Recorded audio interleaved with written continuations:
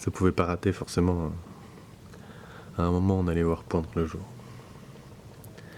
Mais bon, maintenant on n'a plus le temps.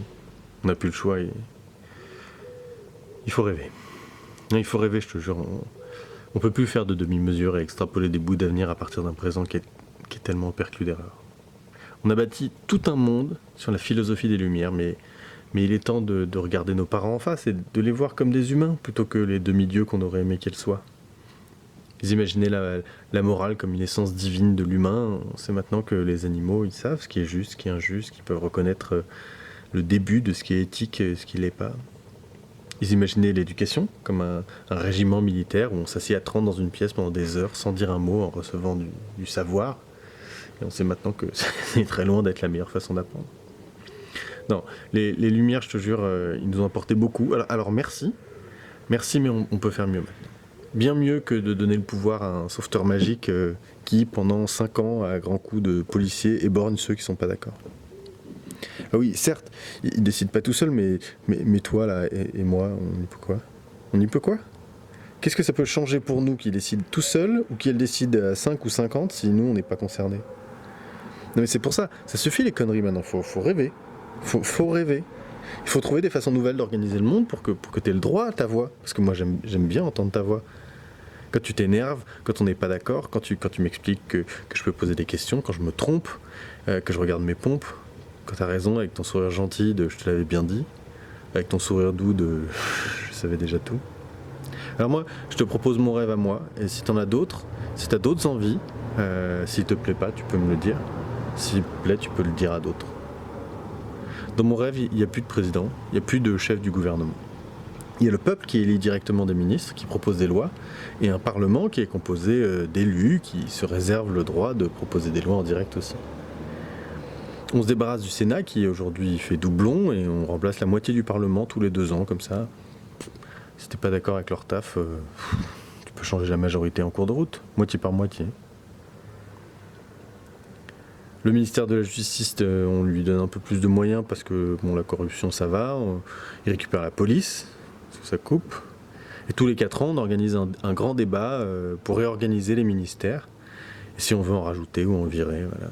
On rajoute évidemment un veto populaire sur les lois, le référendum révocatoire sur tout le monde, si on veut virer des gens, l'inéligibilité à vie en cas de condamnation à de la prison. On fait comme on a dit hier en fait pour le vote. Ça s'appelle la démocratie liquide, c'est pas moi qui l'ai inventé, l'idée elle est hyper simple. Tu peux voter en direct pour une loi, mais tu peux aussi confier ta voix à quelqu'un. N'importe qui. Ma mère, ta tante, nos voisins, une figure publique, peu importe. Cette personne, elle peut à son tour voter en direct avec vos 2 voix. Enfin 2 ou plus, s'il y a plus de gens qui lui confient leur voix. Ou les confier à quelqu'un d'autre, qui elle-même peut voter, ou reconfier son vote, etc., etc.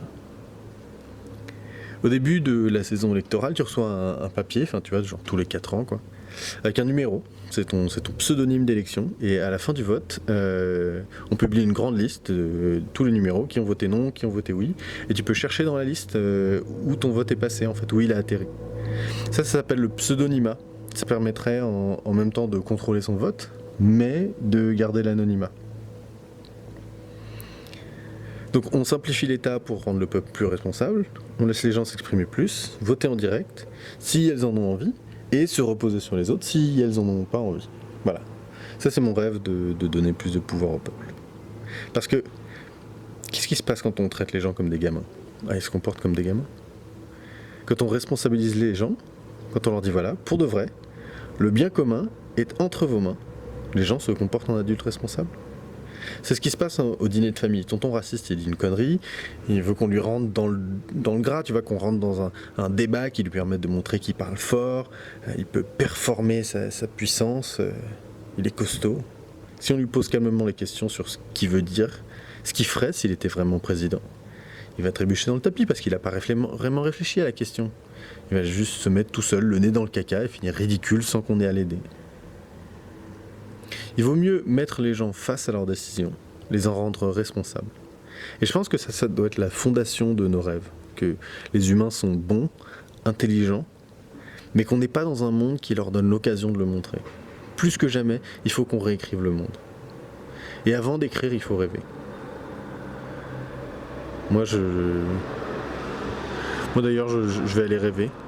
Je vais aller rêver de toi et moi qui écrivons ensemble un monde où on danse en faisant le ménage. Allez, à demain.